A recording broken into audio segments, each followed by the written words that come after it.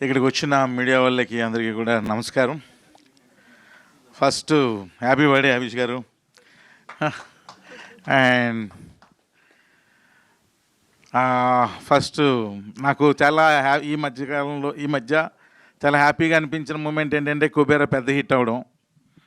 So మళ్ళీ theatres కొంచెం కలకల్లగా కనిపిస్తున్నాయి. అలాగే నెక్స్ట్ రాబోయే కన్నప్ప కూడా అంతే పెద్ద హిట్ అవ్వాలి. దాని తర్వాత 10-15 సినిమాలు అలాగే హిట్ అయితే మరలా థియేటర్స్ ఒక చాలా కలర్ఫుల్గా ఉంటాయి. అది నాకు చూడడం చాలా ఇష్టం అనిపించింది. నిజంగా దేవుడిని నేను అదే కోరుకుంటున్నాను. దేవుడే ఇక్కడ నుంచి 10-15 తెలుగు హిట్ సినిమా, తెలుగనే కాదు ఆల్ లాంగ్వేజెస్ హిట్ సినిమాలు ఇచ్చేసే దేవుడా. మళ్ళీ చాలా డిసప్పాయింట్లో ఉంటున్న ఇండస్ట్రీ మరలా చిన్న ఉత్తేజం వస్తుంది అని మనస్ఫూర్తి కోరుకుంటున్నాను. అండ్ ఇప్పుడు ఇంకా నేను రెడీ సినిమాకి వస్తే, ఎప్పటి నుంచో అభిష్ గారు వాళ్ళ నాన్నగారు నాకు బాగా పరిచయం. ఒక విధంగా వాళ్ళ ఫ్యామిలీ ఫ్రెండ్ లాంటివన్నీ, ఫ్యామిలీ మెంబర్ లాంటివన్నీ కూడా. సో ఎప్పటి నుంచి అడుగుతుంటే ఒక మంచి కథ సెలెక్ట్ అయ్యి మనకు నచ్చితే అప్పుడు చేద్దాం అభిష్ గారు అని అలాగా వెయిట్ చేయించాను. అనుకోకుండా మజాకా అయిపోగానే శ్రీనివాస్ గారు కథ చెప్పారు. ఒక కథ చెప్తానంటే చెప్పు అన్నాను. చెప్పారు.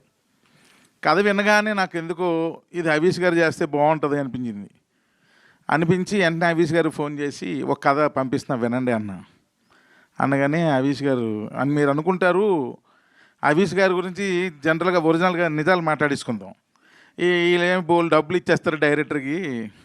రెండోది ఏంటంటే ఆయనకి కథ ఏదైనా సినిమా చేయడం ఎక్కువ, ఇలాంటి ఒక న్యూస్లు తిరుగుతూ ఉంటాయి కానీ వాస్తవాలు కాదు. ఆయన కథలు అంత ఈజీగా ఓకే చేయడు, మీకు అర్థం కావట్లేదు. అమ్మో అంత ఈజీగా ఓకే చేయడు కథలు, అది ఒకటి. రెండు, ఫస్ట్ పాయింట్ అసలు కాదు.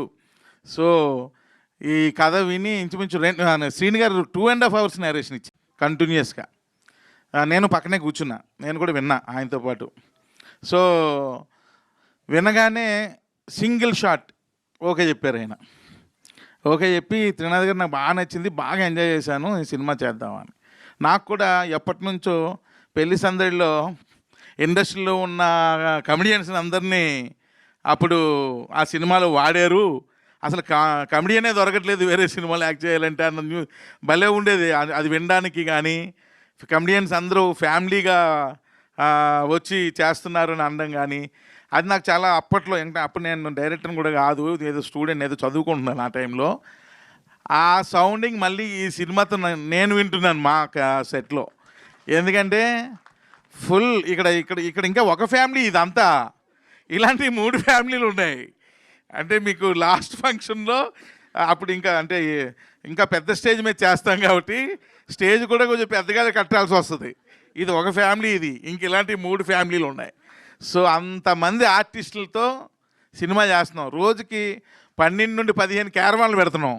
సో క్యారవాన్లకి ప్లేస్కే పాపం మా మేనేజర్లు చాలా ఇబ్బంది పడుతున్నారు. ముందు క్యారవాన్లు ప్లేస్ సెట్ చేసుకోవడానికే ఇబ్బంది పడుతున్నారు. సో వాళ్ళందరితో రోజు ఒక పండగలాగా, షూటింగ్ అంటే ఎలా ఉంటుందంటే ఒక పండగలాగే ఫుల్ ఎంజాయ్ చేస్తున్నాం అంతే.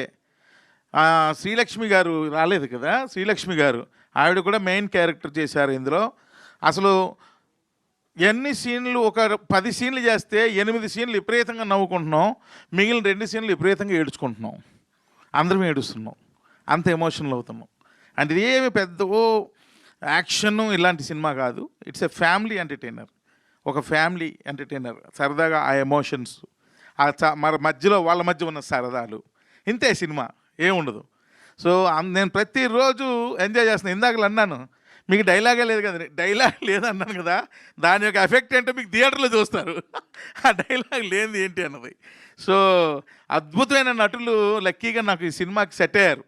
అందరూ అన్ని క్యారెక్టర్లో కూడా అలా ఫిక్స్ అయిపోయారు. ఎవరి క్యారెక్టర్ని వాళ్ళు బ్రహ్మాండంగా చేస్తున్నారు. సో ఒక సాంగ్ కూడా రీసెంట్గా చేసాం, చాలా గ్రాండ్గా చేసాం. అలాగే సాంగ్స్ మిక్కీ జే మేయర్ నిజంగా నాకు చాలా, తను ఎక్కడ యూఎస్లో ఉంటాడు, ఏదో ఫోన్ కాల్స్లో మాట్లాడుకోవడమే. ఆయన ఎప్పుడు అదే చెప్తుంటాడు, ఏంటి సార్ నాకు విజువల్స్తో కలిపి చెప్తుంటే నాకు ఇంకా ఇంట్రెస్ట్ వస్తుంది, నాకు వర్క్ చేయడానికి ఇంకొంచెం ఇంట్రెస్ట్ పెరుగుతూ ఉంది అని చెప్పి మంచి సాంగ్స్ అద్భుతంగా ఇప్పటికే 3 ఇచ్చేశారు. ఒకటి ఆల్రెడీ షూట్ కూడా చేసేసాం.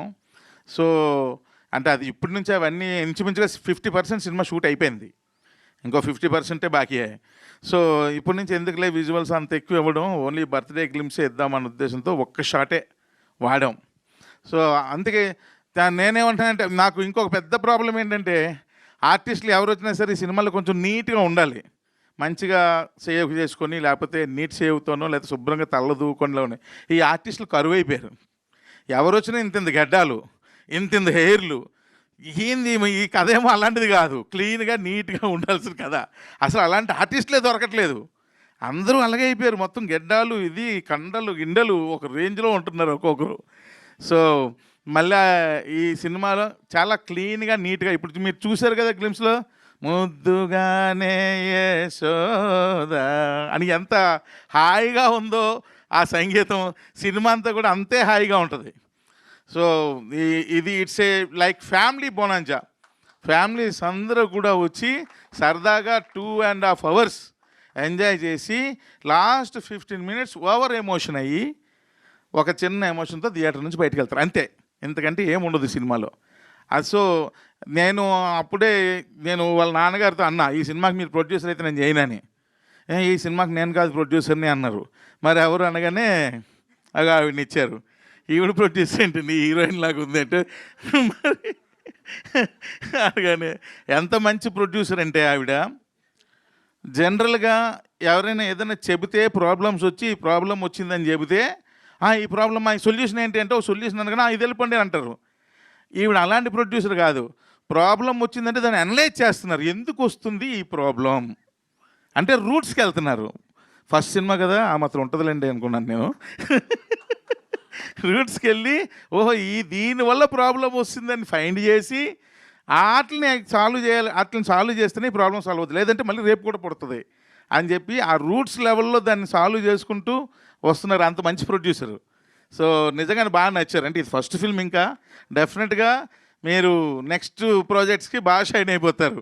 సో ఎందుకంటే ఆమెకి చాలా ఇంట్రెస్ట్ కూడా ఉంది సో సినిమాల మీద వాటి మీదను. సో నేను ఇంకా అభీష్ గారు ఒక్కరే వాళ్ళ ఇంట్లో సినిమా పిచ్చోళ్ళు అనుకున్నాను, లేదు ఈమె కూడా ఉన్నారన్న విషయం ఇప్పుడే అర్థమైంది. సో అంత మంచి ప్రొడ్యూసర్. సో మీరు ఇంకా ఎన్నో సినిమాలు చేయాలని, అంటే నా డైరెక్షన్లోనే కాదు ఇంకా చాలామంది దర్శకుల్ని మీ ప్రొడక్షన్లో చేయాలని మనస్ఫూర్తిగా కోరుకుంటున్నాను. అలాగే ఇక్కడ ఉన్న మా ఆర్టిస్టులు అందరికీ పేరు పేరున రూపా గారు అమ్మ క్యారెక్టర్ తీసుకొచ్చి ఒకరోజు షార్ట్ తెచ్చి రండి మీరు అని తీసుకొచ్చి కాళ్ళకు పట్టీలు పెట్టించా. నేను మదర్ క్యారెక్టరు పట్టీలు అంటే రండి అన్నా అని ఒక సెలౌట్లో హై స్పీడ్లో పరిగెత్తించి వెనకాతల నుండి షాటు, పరిగెడుతున్న కాళ్ళకి 2 పట్టీలు పరిగెడుతున్న హీరోయిన్కి తీస్తున్న లాంటి షాట్లు తీశా. ఆవిడకి అర్థం కాల, ఏంది ఇది నాకు మదర్ క్యారెక్టరు, ఈ హై స్పీడ్లో ఈ షాట్లు తీస్తున్నారు ఏంటి అని. ఆ 2-3 షాట్లు ఎడిట్ చేసి ఇంకొక ఎమోషనల్ డైలాగ్ చెప్పించి 3 ఎడిట్ చేసి ఆమెకు చూపించాను. వెంటనే చూపించగానే ఆవిడ కళ్ళలో నీళ్ళు వచ్చేసినాయి. అంటే ఆ ఎమోషన్ అలాంటిది. సో ఈ సినిమాలో ప్రతి ఒక్కరికి కూడా, ఇక్కడ ఉన్న అందరు ఆర్టిస్టులకి వాళ్ళు చేస్తున్న ప్రతి సీను కూడా వాళ్ళకి వెంటనే చూపించేస్తున్నా, ఇగో మీరు యాక్ట్ చేసిన సీన్ ఇది చూడండి అంటే వాళ్ళు ఇంకా అది చూసి ఇంకా బాగా చేస్తున్నారు. అలాగే శ్రీలక్ష్మి గారు ఎక్సలెంట్, ఆవిడ ఎంత బాగా నవ్విస్తారు ఈ సినిమాలో, అంత బాగా ఏడిపిస్తారు ఈ సినిమాలో. సో నేను రెడీ అన్నాం పిక్చర్లో. అండ్ చెప్తున్నాను కదా, ఒక పిక్నిక్లా చేస్తున్నాం. రోజు ప్రదీప్ గారు రాలేదా, ప్రదీప్ గారు వాళ్ళ ఇంట్లో ఆవకాయ పచ్చడి, సార్ గోంగూర పప్పు అయితే ఎక్సలెంట్, వాళ్ళ ఇంట్లో గోంగూర పప్పు గారి ఇరక్కుడేస్తారు అది. ఇలా ఒక్కొక్కరు రోజు బాక్సులు తేయడమే. అంత బాగా ఎంజాయ్ చేస్తూ సినిమా చేస్తున్నాం, అలాగే అంత ఎమోషనల్ కూడా అవుతున్నాం. అందరం ఒక ఫ్యామిలీలా ఫామ్ అయిపోయాం. సో ఈ సినిమా అతి త్వరలో, చాలా ఇంకా 50% అయిపోయింది, చాలా స్పీడ్గానే ఫినిష్ చేసేస్తాం.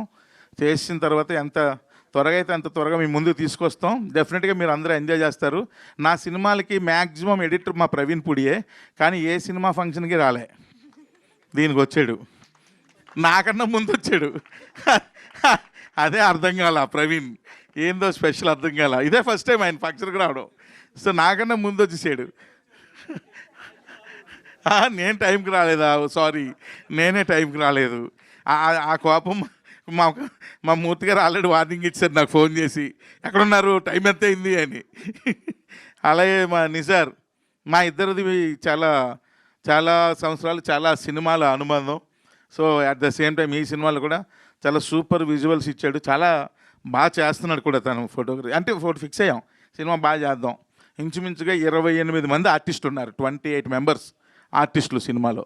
సో అంతా బాగా చేద్దాం, కలర్ఫుల్గా చేద్దాం అని ఇద్దరమే ఫిక్స్ అయ్యి సినిమా చేస్తున్నాం. సో డెఫినెట్గా ఈ సినిమా పెద్ద హిట్ అవ్వాలి, హవీష్ గారికి ఆయన కెరియర్లో one of the best film ఇది అవ్వాలని మనస్ఫూర్తిగా నేను కోరుకుంటున్నాను. అండ్ హవీష్ గారికి ఒక రిక్వెస్ట్ అంటే, ఇంక లేట్లు చేయకండి, వెంటనే సినిమాలు చేస్తూ ఉండండి, లేట్లు చేయకండి. త్వరగా సబ్జెక్ట్స్ చూజ్ చేసుకొని మీకు నచ్చిన సబ్జెక్ట్స్ వెంటనే హ్యాపెనింగ్ అయ్యేటట్టుగా మంచి మంచి డైరెక్టర్స్ని పెట్టుకొని బాగా చేయండి అని. ఇప్పుడు నేను ఇది ఎప్పుడు అదే అంటుంటాను, ఇంత లేట్ చేస్తారేంటి, ఇలా లేట్ చేస్తున్న కొలది ఏమవుతుందంటే వయసు అయిపోతూ ఉంటుంది. అది కాదు కదా, మనం ఇంట్రెస్ట్ ఉండేటప్పుడు వెంటనే చేసేయాలి. సో అలా చెయ్యండి, కానీ మంచి సబ్జెక్టులు మీకు నచ్చినవి చెయ్యండి అని మనస్ఫూర్తిగా కోరుకుంటూ, నాకు సపోర్ట్ చేసిన నా ఫ్యామిలీ మెంబర్స్ అందరికీ కూడా మరొకసారి, అలాగే ఇంకా రాలేదు వాళ్ళకు కూడా మీ ద్వారా మరొకసారి థ్యాంక్స్ తెలియజేస్తూ, అలాగే మీ అందరూ కూడా ఈ సినిమాని ఎంకరేజ్ చేయాలని ఎప్పుడులాగే మీ అందరినీ మనస్ఫూర్తిగా కోరుకుంటూ సెలవు తీసుకుంటాను. Thank you very much. Thank you sir, thank you so much.